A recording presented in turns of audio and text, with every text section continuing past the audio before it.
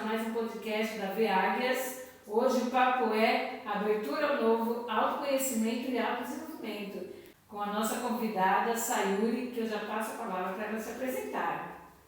Oi gente, tudo bem? Eu sou a Sayuri Matsukawa Deserto. É um super prazer estar aqui com vocês, Veáguias e todo o público da Veáguias.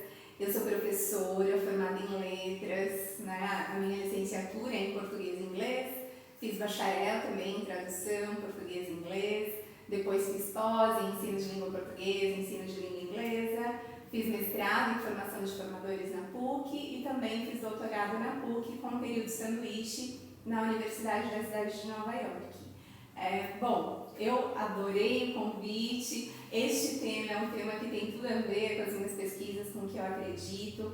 Sou formadora já há bastante tempo, desde 2009 eu trabalho com formação de educadores em geral, desde professores até coordenadores, diretores, pessoas que trabalham, né, como técnicos de secretaria, tanto secretaria municipal como estadual. E tenho conhecido diferentes regiões do Brasil fazendo esse trabalho de formação de educadores e agradeço muito pela oportunidade de estarmos aqui hoje, podendo falar sobre este tema que é tão importante para quem acredita em educação e para quem sabe que precisa sempre continuar estudando, continuar melhorando e se aprimorando em benefício das pessoas que a gente pretende desenvolver, né?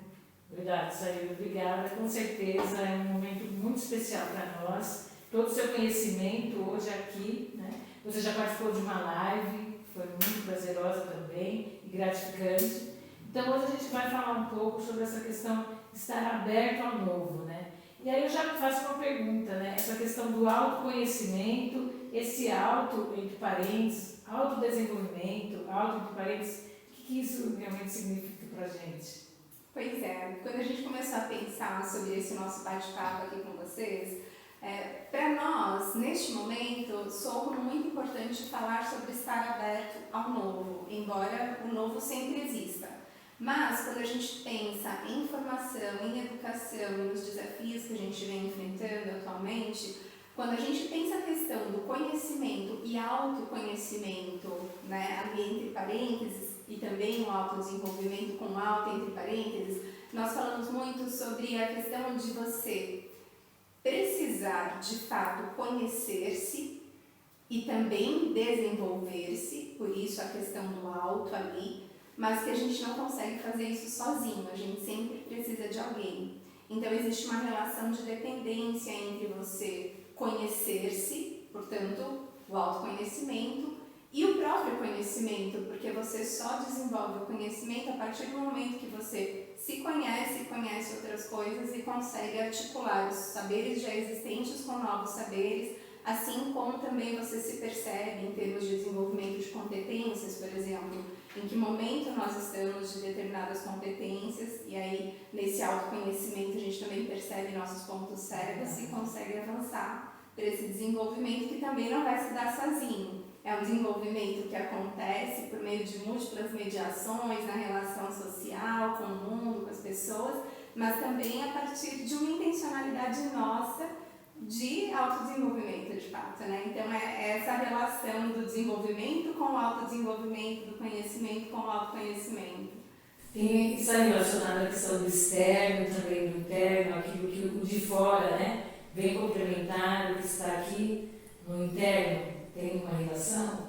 Perfeito, acho que você coloca essa questão e que sempre dá a impressão de que são coisas separadas, né? O interno é uma coisa, o externo é outra coisa, e na verdade são coisas não dicotômicas, né? São coisas não dicotômicas por quê? Porque elas estão a todo momento convivendo. O interno só existe porque existe o externo e o externo só existe porque existe o interno. Então, na verdade, eles estão numa relação dialética, em que o interno constitui o externo e o externo constitui o interno. Portanto, não é dicotômico, né? Ah, que maravilha, né? Porque eu só existo porque o outro existe, não é verdade? Na relação com o outro. Isso, então, de fato, o autoconhecimento ele só vai acontecer se eu conhecer o externo. Não tem como eu caminhar sozinha nessa relação, né? Exato. A gente se constitui na e pela relação com o outro. eu sou uma, você é outra, e quando nós estamos juntas nessa conversa, por exemplo, a gente começa a pensar em um monte de coisas e leva isso para a ação, e é isso, né? A nossa ação transforma o mundo, assim como o mundo também nos transforma. Então, isso que a gente comentou, que não é dicotômico interno e externo, também não é dicotômica a minha relação com o mundo. O mundo me constitui, eu constituo o mundo, é dialético. Então, essa perspectiva é fundamental para que haja, de fato, o autoconhecimento para a produção de conhecimento e o autodesenvolvimento para que o desenvolvimento aconteça, numa perspectiva mesmo de colaboração, né, de comunidade de aprendizagem. Isso, maravilha. E aí, quando a gente pensa lá na escola, né, que é o nosso foco, a questão da educação, quando eu penso lá na escola, como que eu posso relacionar esse autoconhecimento para melhorar o conhecimento do outro? Porque aí, quando eu penso no meu estudante, ou até o formador, quando eu penso nos meus professores. Então, existe toda essa relação, alguém ali, né, o formador, ou seja, de adulto ou das crianças, ele precisa também compreender essa questão do autoconhecimento, quem ele é enquanto formador. Excelente, excelente. E eu fiquei aqui pensando que muitas vezes isso se dá num processo de formação entre o coordenador pedagógico e o professor, ou entre professores, mas muitas vezes isso se dá durante uma aula. Sabe, eu lembro, né, em sala de aula, muitas vezes os estudantes observavam coisas em mim que eu nem percebia que eu fazia. E aí, os meus alunos, né, se assistirem esse podcast, vão dar risada junto comigo. Porque teve um ano em que eu tinha, na época era a 5ª série, eu tinha todas as 5ª séries do período da tarde. E eu lembro que quando eu entrava na sala, né, 5ª série, estava todo mundo, né, fazendo tudo menos, prestando atenção na professora que tinha acabado de chegar. E aí eu parava ali e ficava parada no centro da sala, em pé, olhando para todo mundo, e aí eles me percebiam ali e iam sentar, para a gente começar a conversar, começar a aula. E aí eles sempre vinham e diziam, mas professora, por que a senhora chega e fica parada ali? E assim, era uma coisa que eu fazia e eu não percebia. Eu acho que, enfim, de alguma forma, hoje eu teria a intencionalidade de fazer dessa maneira. Mas lá atrás, eu tinha acabado de começar a lecionar, então não era de fato algo que eu tinha assim, planejado, vou chegar e fazer assim. Eu fazia. E eu lembro que quando eles começaram a comentar a respeito disso, foi algo que despertou em mim essa questão de tomada de consciência. E, poxa, é verdade, eu faço isso, mas fazendo isso, eu consigo aquilo, e dá certo, eles percebem, funciona e tal. Então, muitas vezes esse autoconhecimento, ele vem por um estímulo de alguém, né, de outras pessoas. Muitas vezes é o nosso formador que nos observa, muitas vezes não, pode ser um estudante chegando e dizendo, vistes coisas, quando a senhora faz isso, acontece aquilo. Então, as situações estão todas ali, né, no contexto escolar, e quando a gente percebe e capta com a intencionalidade de se perceber para se melhorar, né, então, no caso, esse exemplo, né, pequeno que eu dei, ele me ajudou a perceber que, poxa, quando eu chego e me comporto dessa maneira, os estudantes sempre começam a olhar para mim, porque eles estão, de alguma forma, prestando atenção em mim. É claro que se demorasse muito, eu não ia ficar ali plantada a aula inteira esperando, mas era uma ação que me surtia, de alguma forma, algum resultado interessante. E aí, quando a gente está disposto a olhar para isso e perceber que determinadas ações acontecem, e que quando elas acontecem, a chance de eu alcançar determinados resultados ela é maior ou menor, eu passo a fazer de forma mais intencional. E aí essa tomada de consciência, isso pode vir de um olhar que é meu, de uma autopercepção, no meu autoconhecimento, pode vir do estudante, pode vir do meu formador. Tudo isso é possível no ambiente escolar.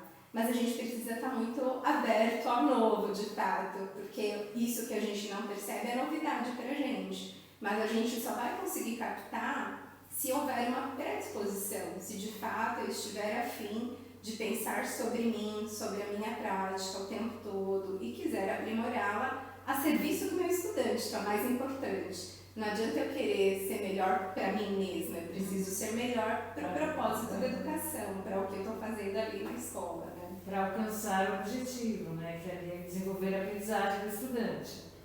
E como que a intencionalidade ela entra nisso, né? Você falou aí várias vezes, né? Principalmente essa questão da prática, né? Quando eu tive a tomada de consciência, não é isso? E aí qual a relação de tomada de consciência com a intencionalidade? Ai, bacana. Toda pergunta da Kátia é sempre muito bacana, né? E eu fico já pensando em tudo que eu quero colocar aqui nesse bate-papo. Porque nós aqui, todo mundo, a gente tem uma referência do que é ser um bom professor, do que é ser um bom formador.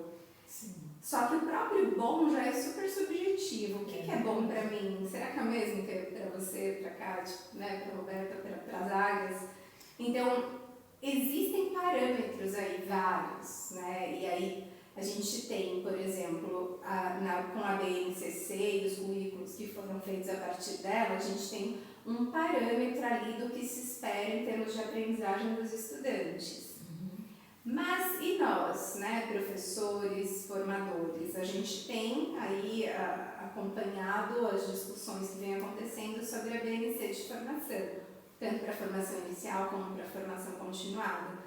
Então, digamos que ali nós tenhamos alguns parâmetros do que se espera de um profissional, de um bom profissional. Né? Como o que espera de uma prática? Exato, que competências, que habilidades, que saberes, que práticas. Então, quando eu tenho esse parâmetro muito consolidado, e aí a gente poderia trazer várias questões aqui hoje, né, para exemplificar, mas a questão da intencionalidade, ela tem muito a ver com o parâmetro que se tem do que é bom e quando de fato a gente busca ser esse bom, quando a gente busca desenvolver o que é necessário em nós para que a gente seja essa pessoa que intencionalmente vai fazer algumas coisas porque sabe que fazendo isso a gente vai conseguir concretizar, vai conseguir constituir algo positivo, algo adequado, algo esperado, que seja convergente com os objetivos que a gente tem. Então, a questão da intencionalidade, ela está muito pautada nisso. E a autoconsciência, né, a tomada de consciência, ela está muito relacionada também com isso que eu sei, que evidentemente representa esse profissional que é bom, e o que de fato eu vou percebendo que, nossa, eu fazendo isso, eu consigo me aproximar disso que evidencia, disso que coloca em pé esse profissional com esse perfil que vá ao encontro desses parâmetros.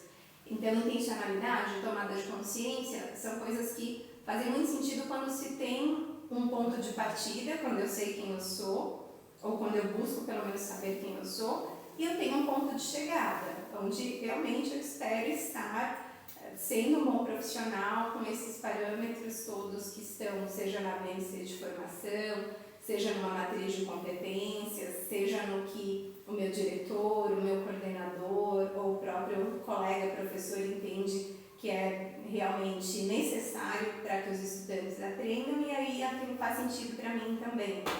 Por exemplo, tenho certeza de que todo educador sabe que um parâmetro de bom educador é ter atividades planejadas. Se ele não planeja, dificilmente ele vai conseguir fazer com que os estudantes aprendam. Ou talvez os estudantes até aprendam, mas não necessariamente aquilo que eles precisam aprender. Para que os estudantes aprendam aquilo que eles precisam, o educador precisa ter um planejamento intencional. Então, isso é um bom parâmetro que a gente tem para um bom educador. E aí, quando ele planeja, ele lança mão de estratégias diversificadas, ele se preocupa ali com relação ao tipo de intervenção que ele vai fazer, de acordo com os diferentes níveis de aprendizagem que ele vai ter em determinada situação, problema que ele for trabalhar. Então, tem várias coisas que a gente pode trazer aqui como exemplo, né?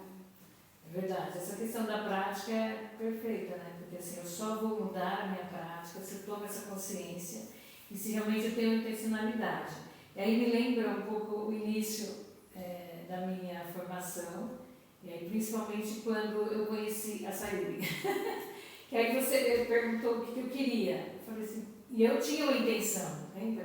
Eu falei assim, eu quero ser formadora, lembra? eu quero ser formadora. Então ali eu percebi que eu precisaria ter uma prática enquanto formadora e que eu precisava do parâmetro. O que é uma boa formadora? Exatamente isso que você falou. E naquele momento eu estava disposta, né, a reconhecer as minhas fragilidades para seguir um parâmetro. Eu lembro que uma das coisas que eu precisei aprender, entre várias, obviamente, continuo aprendendo, uma delas foi a questão da inferência, que eu gostaria que você falasse, que na prática isso é muito importante, na prática para a vida, não só enquanto formadora, porque eu fui aprendendo a mudar isso, ou seja, entra na questão do autoconhecimento. Né? Precisei me policiando para não fazer inferências altas, né? Ou altas inferências, lembra? Nossa, Tati, que bacana, claro que eu lembro. Eu fico sempre muito encantada com a forma como você vai articulando todas as ideias. E sim, a questão da inferência ela é extremamente delicada. Por quê? Porque faz parte de uma habilidade cognitiva, né? Inferir é uma habilidade esperada, é um raciocínio muito importante, ele é fundamental. A grande questão é exatamente o que você falou, que às vezes a gente usa a inferência não para o bem, mas para o mal. E aí quando que a gente usa a inferência para o mal? Quando a gente analisa uma situação com base em fatos, com base em evidências, mas a gente sobe a escadinha de inferência, lembra da escadinha de inferência? E a gente sobe essa escadinha e de repente a gente já está julgando, de repente a gente já está colocando muito juízo de valor, sabe? Dizendo, ah não, isso é bom, isso é ruim. E assim, tudo bem, a gente se baseou em fatos, a gente se baseou em evidências, mas até chegar lá, né, ao bom, ao ruim, tem muitos degraus. E às vezes a gente sobe muito rápido esses degraus e já fecha uma opinião, já fecha um juízo de valor. E no processo de formação, seja entre adultos, seja com os estudantes em sala de aula, quando a gente chega muito rápido a esse degrau, que é o do juízo de valor, a partir, né, de evidências, mas a gente vai fazendo esse monte de inferências, nós corremos um risco enorme de estarmos enganados. E é o tipo de coisa que fecha o diálogo, não abre o diálogo. E se você simplesmente taxa que é assim, né, muitas vezes rotulando, classificando bom, legal, chato, feio, bonito, ou sei lá, né, o que quer que seja no processo de formação, no processo de aprendizagem, de desenvolvimento, a gente acaba não conseguindo entender o que de fato está prejudicando o desenvolvimento, está prejudicando a aprendizagem, e a gente não consegue intervir, porque a gente só está preocupado em valorar. Então essa é a grande questão da inferência. Ela existe, ela faz parte do ser humano, é importante antecipar, né, pensar, interpretar, fazer mil coisas. Isso é o nosso cérebro e é, sim, formidável que aconteça. Só que o problema é tomar isso como verdade absoluta e ficar mais preocupado com a inferência do que com o processo ali sendo desenvolvido e a intervenção que eu preciso realizar. Então, isso vale para o nosso desenvolvimento enquanto ser humano, enquanto profissional, educador, professor, formador, né? Mas vale também para o outro, sem dúvida, quando a gente está nessa relação de buscar desenvolver o outro, e muitas vezes com a gente também, né? Quando a gente busca o autodesenvolvimento, muitas vezes a nossa régua com a gente, ela acaba sendo ou muito alta ou muito baixa, e aí a gente infere, a gente deduz que certas coisas a gente está alcançando, certas não consigo alcançar. Pois é, e aí, só que se a gente se distancia das evidências, de fato, a gente vai ficar num mundo tão nebuloso que a gente não vai conseguir ser mais estratégico, né? De olhar para a realidade, entender de fato o que está posto ali, o que está em jogo e como agir, como intervir. E muitas vezes a gente cria uma realidade paralela, né? No meio de interpretações que só a gente entende, que só existem para nós, né? O fantástico mundo de Bob. Nossa, essa questão é bem maravilhosa, assim, né? Você cria um mundo à parte e você se fecha para o diálogo, que eu acho a gravidade maior. Porque quando você rotula, você não quer ouvir o outro. E aí essa relação de diálogo, ela não existe. E aí, de fato, você vive um mundo encantado e você cria nessa fantasia que o outro é mal, e aí você cria um mundo maniqueísta, né? O bem versus o mal. Então, aquele grupo é do bem e aquele grupo é do mal. Por quê? Por conta dessas inferências. Né? Eu vivi uma situação bem dessa maneira, que é isso que acontece com o ser humano. Quando ele faz muita inferência, ele faz isso, ele se fecha e o diálogo também se fecha. E aí o conhecimento, que eu acho bem legal, o que acontece? Ele não expande, porque ele se fechou em uma caixinha e aí não há conhecimento, porque não há troca, se não há diálogo, não há troca. Exato. Não há... E tem um ponto também que é central nisso tudo, né, Kati? Quando você entende que a sua inferência é a verdade absoluta, eu sempre uso essa analogia, a gente não consegue construir ponte, a gente constrói edifício, né? E por que essa analogia é interessante? Porque o que é uma ponte? A gente caminha, né? A gente está conectando dois pontos. O edifício não, a gente está só verticalizando algo e aí se estabelece, né, nas relações humanas uma certa hierarquização, inclusive. E se você está numa posição de ser professora e tem o seu estudante, a sua verdade é absoluta, se a única forma, né, de desenvolver determinado cálculo para você chegar ao resultado, se é a sua, tem que ser daquele jeito, senão não vale de outra forma. Ou é a mesma coisa, a interpretação de um poema, é a interpretação que você está dizendo que tem que ser, não existe a do estudante. Então, assim, isso veta todo o processo de aprendizagem, isso veta todo o processo de conhecimento. E aí é importante a gente saber quando que a gente está fazendo isso e reconhecer quando que o outro também faz isso, para poder conversar, porque às vezes as pessoas não percebem, né? Ah, maravilha, e assim, né, quando você fala de fechar, né, de ser ponte ou edifício, acontece exatamente isso, você se fecha com a abertura ao novo, né, e aí você fica fechado, não existe abertura. Não, você vai só subindo e vai fechando toda a possibilidade de diálogo. E o primeiro diálogo tem que ser com você mesmo, né, reconhecer suas fragilidades, assim você começa a se autodesenvolver. Porque senão você se fecha também e acha que você acaba sendo superior. Acredito que aí vem a palavra se achar superior por conta até desse difícil, né? As relações ficam assim. Você se acha superior a outra pessoa e não há diálogo. Cria-se essa distância e aí fica quase que inacessível e verticaliza, né? Você é o dono da razão, você é quem sabe, o que o outro sabe não importa. Agora imagina isso dentro de um ambiente da escola, né, em que você precisa de diálogo e você se faz com o outro, né, lembra da questão social, né, se constitui com o outro, e aí se eu começo a podar os diálogos, não há conhecimento, não existe nenhum tipo de conhecimento. E não estamos falando apenas do conhecimento, né, lá na sala de aula, nos livros, nós estamos falando de relações mesmo, de conhecer o outro. E para que isso aconteça, eu preciso de fato derrubar aí as muralhas. Me faz lembrar também uma lição de casa que você me passou. Eu tinha que falar com uma pessoa que tinha essa dificuldade de relacionamento. Eu trago esse exemplo porque isso é muito comum. Nós somos seres humanos e eu precisava, para chegar a lembrar a questão de que existe todos os procedimentos, né? Eu queria ter acesso a ser formadora, então todas as lições eu ia fazendo. Então eu precisava me autoconhecer. Aí lição de casa, vá conversar com a pessoa. Lição de casa, vá manter o diálogo. Hoje eu aprendi.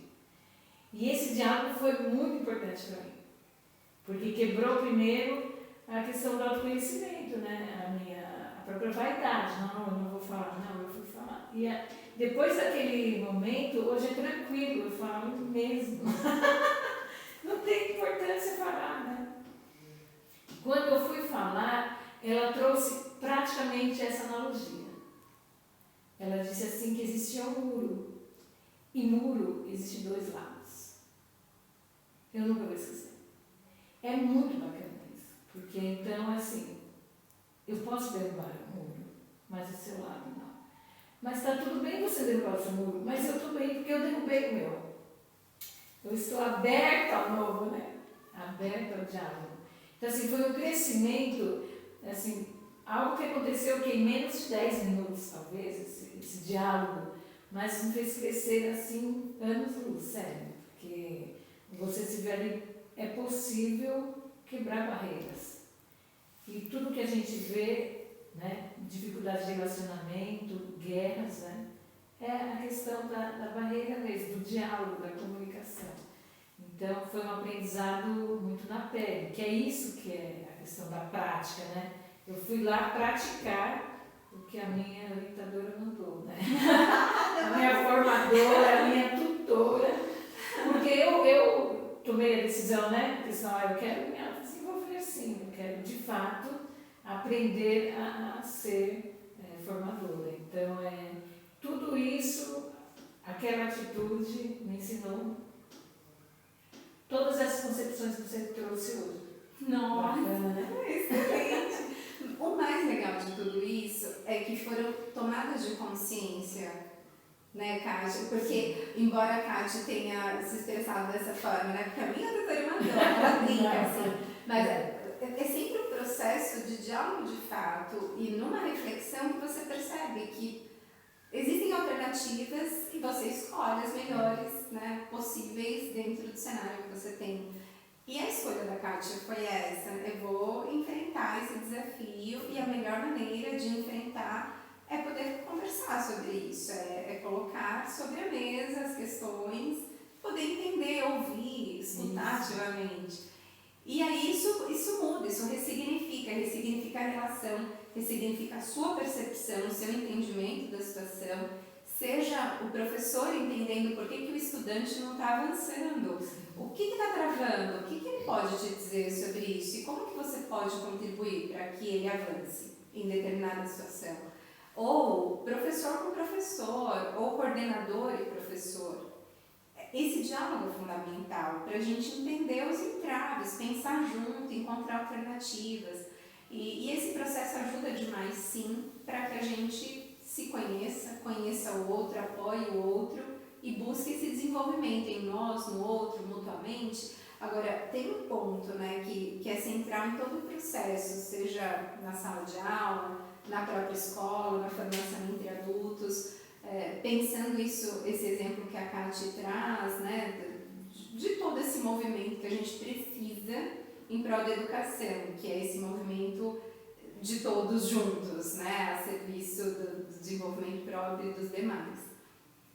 O que eu diria que é crucial para que a gente realmente consiga avançar juntos é todos nós reconhecermos que nós não somos pessoas prontas. Nunca. A gente só está pronto quando morre, pronto para ser cremado ou, né, enfim. Porque é isso, enquanto eu estiver vivo, eu vou aprender, eu vou melhorar, eu vou me desenvolver. Só que, infelizmente, a gente sabe que na educação mesmo, a gente tem muitos egos, né, e pessoas que acham que já chegaram onde elas precisavam chegar, elas se bastam, elas já sabem o que elas precisavam saber. A gente nunca sabe tudo o que a gente precisa saber. A humanidade existe há tanto tempo e já produziu tanto conhecimento que mesmo que a gente se trancasse, né, todos os dias da vida, a gente não teria acesso a tudo que já foi produzido. Por isso que hoje a gente escolhe uma área do conhecimento e é nela que a gente atua, buscando sempre ampliar, claro. Mas a gente sabe que sempre vai ter alguém que sabe mais do que a gente, porque alguém estudou mais aquilo do que a gente, né? Enfim, são saberes múltiplos, saberes diversificados. Então, quando a gente reconhece isso, que a gente não está pronto, que a gente não sabe tudo, que a gente não se basta, que sempre tem o que aprender e sempre tem como se desenvolver enquanto ser humano, enquanto sociedade, com o propósito que a gente tem. Nós, educadores, temos esse propósito de fato, de que a educação seja esse recurso para o avanço, né, para o avanço nosso, avanço da sociedade, para a justiça social. Então, quando a gente toma consciência de tudo isso, aí faz sentido, né, estar aberto ao novo, porque o estar aberto não é só parar para ouvir, é realmente querer este novo na sua vida para você evoluir, né? Para você ampliar, para você aprofundar, para você expandir. Isso, acho que esse é o segredo de todo educador, de todo estudante, para que a gente realmente consiga avançar em comparação com a situação atual. É verdade. E o novo, quando a gente fala do novo, você traz a questão do conhecimento mesmo. Porque tudo se faz novo, não é verdade? Hoje tem uma teoria, alguém já está discutindo ali uma outra teoria em cima da teoria. Porque o novo, ele se refaz, ele se faz. Então, assim, é o que você disse, né? O conhecimento, ele não para, né? Então, não tem como eu falar assim, então isso ponto. Não tem isso. É conhecimento e nós produzimos conhecimento. O Marx tem uma frase que diz que a verdade é o momento do conhecimento. Porque é o momento, é verdade hoje, mas daqui a um tempo não se sabe se vai ser verdade ainda, porque a realidade é movimento, o mundo é movimento, o ser humano é movimento. Então, por muito tempo acreditou-se em algumas coisas que hoje se sabe que já não são assim. E é isso, a ciência se desenvolve, o conhecimento e as verdades também vão se moldando, né? Enfim. Se renovando também, né? Exato. A ideia de que vão recriando, né? Porque também nada parte do zero, não é verdade?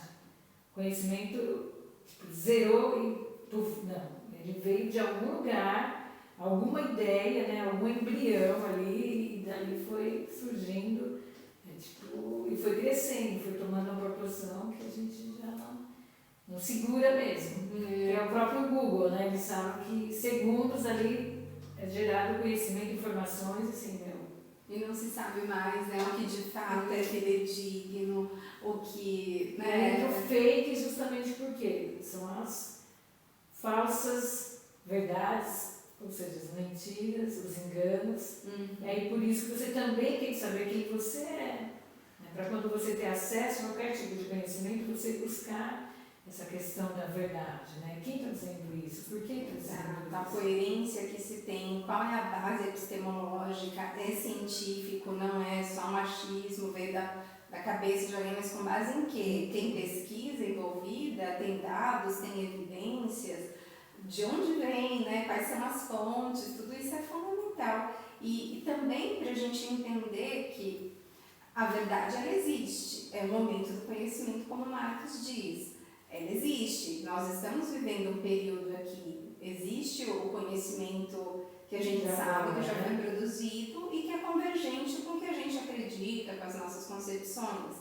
Então, isso pode mudar, porque novas pesquisas virão, novos conhecimentos serão produzidos. Mas até o momento, a gente discute muito o estado da arte, né? Qual é o estado da arte disso, o que se diz sobre aquilo, em X perspectiva, porque é isso. A gente precisa entender qual é a perspectiva.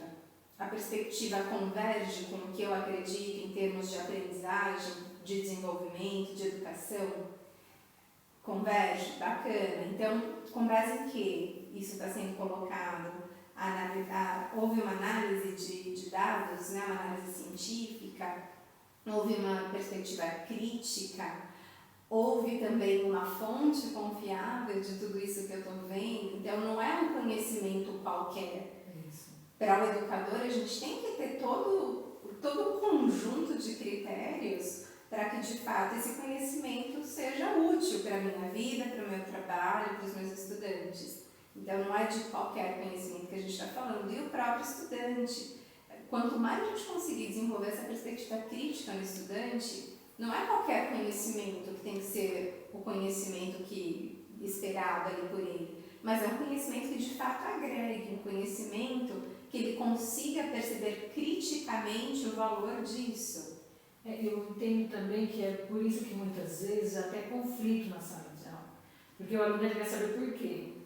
Por quê, para quê, porque ele tem acesso a muito conhecimento hoje. Então, informações, né? Ele tem muito acesso. E aí, como que a escola transforma essas informações em conhecimento? para que de fato ele fique responsável pelo desenvolvimento dele também, por esse autodesenvolvimento. A escola tem essa necessidade, né, de trazer esse problema. Sim, isso é fundamental. E muitas vezes nós temos educadores que não se preocupam com a fonte, de onde eles estão tirando certas coisas. Pegam aulas prontas na internet, levam, mas quem que planejou aquilo? Qual é o propósito de aprendizagem? Isso converge com as necessidades dos estudantes, converge com o currículo do meu município, da minha rede estadual. Então, tudo isso tem que ser considerado também, né? Não é qualquer tipo de informação que eu vou pegar e não é qualquer coisa que eu pegar que vai produzir o conhecimento esperado naquele momento para aquela turma. E o estudante ele vai ser crítico quando ele vai assim, não, mas para que isso? Por que eu tenho que fazer isso? Qual é o sentido? Por exemplo, copiar coisa da lousa. Não dá mais, né?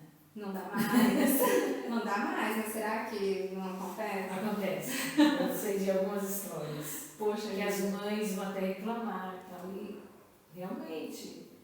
Então precisa ter essa consciência também, né? Mas aí da prática. Mas aí porque daí qual é o propósito de copiar coisa da lousa? É desenvolver coordenação motora. Então tá. Poxa vida, mas nossa, é isso, tem um propósito? Pode até ter, mas a gente precisa avaliar se esse propósito é de fato um propósito coerente. É um propósito... Quanto tempo, a quantidade de folhas que ele vai copiar, tudo isso, o propósito tem que ter propósito. Senão a família pode sim vir questionar. Claro. E aí as pessoas não gostam de ser questionadas.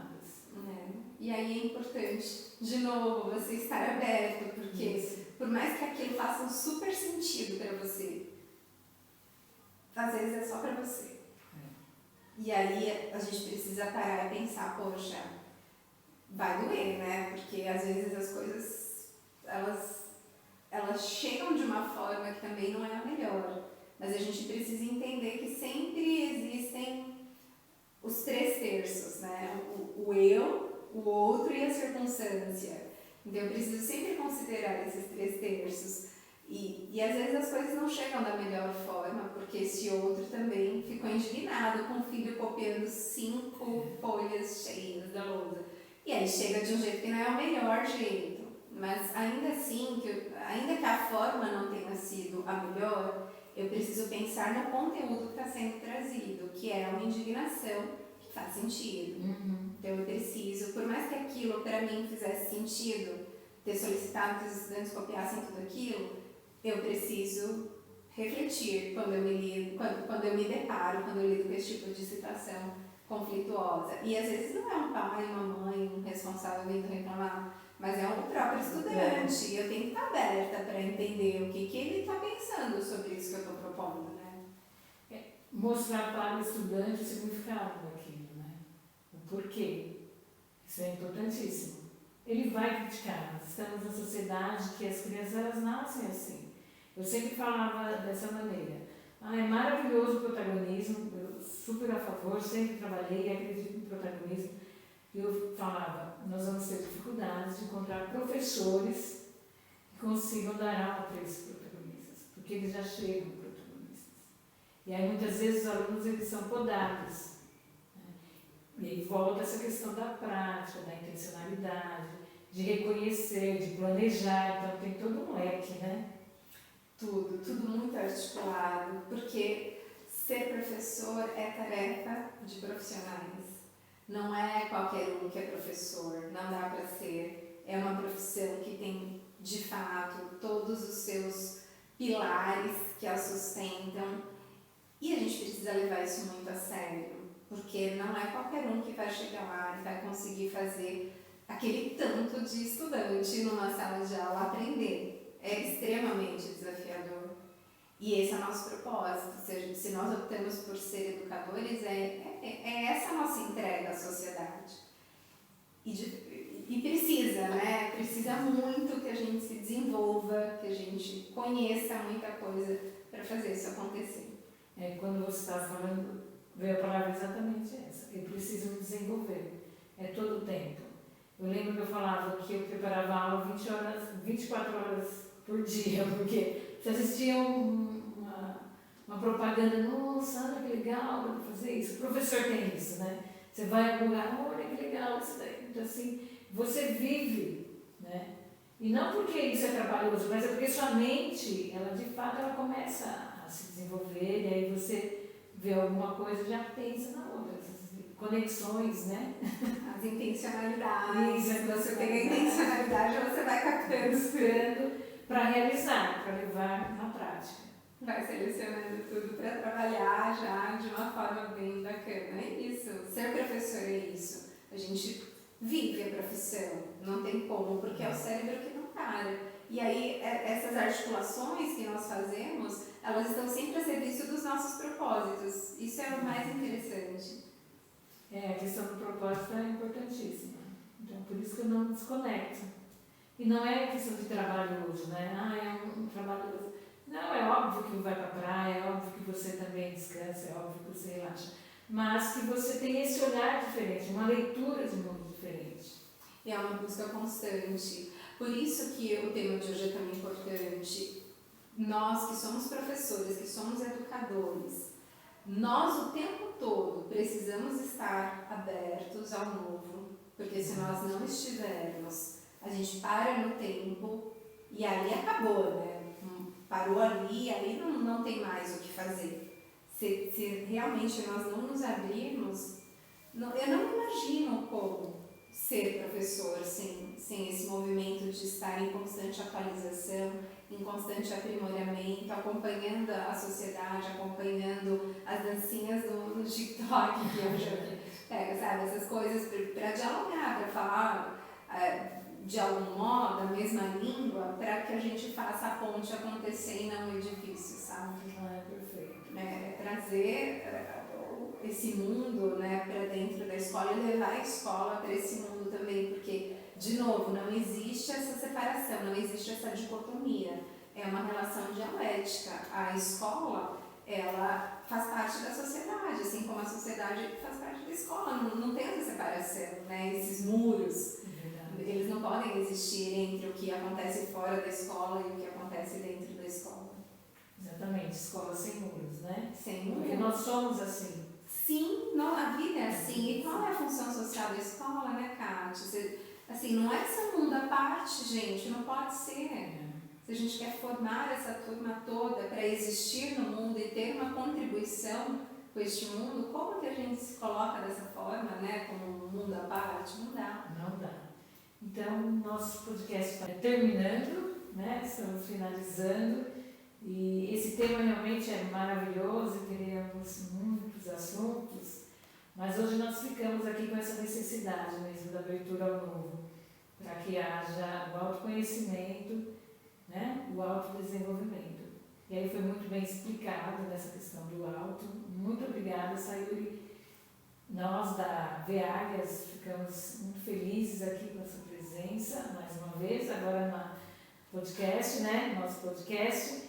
E eu passo a palavra aí para você fazer as suas últimas considerações. Eu agradeço, gente, mais uma vez estar aqui com vocês, com as águias. E, enfim, né, todo mundo que está aí, que pôde acompanhar esse podcast, eu espero que a gente tenha conseguido despertar um pouquinho, pelo menos, essa vontade, essa necessidade de estar o tempo todo aberto ao novo, buscando autoconhecimento, buscando autodesenvolvimento, entendendo que isso é condição para que o conhecimento e o desenvolvimento aconteçam de forma colaborativa para a sociedade, que é isso que a gente espera entregar no âmbito da educação. Né? E que isso também inclua a gente poder ter pessoas conosco, nos observando, trazendo para nós os pontos que são importantes, porque nós temos pontos cegos, todos temos. A gente não consegue, né? Ninguém tem olho aqui atrás, mas, enfim, brincadeiras à parte é isso, a gente não consegue enxergar muitas coisas, porque nós temos os nossos parâmetros e às vezes é importante que os demais, com os parâmetros deles, nos tragam algumas questões para que a gente também possa ampliar o nosso olhar para nós mesmos. Verdade. Obrigada mais uma vez. Vá até o nosso canal, dê o seu joinha e até o próximo podcast.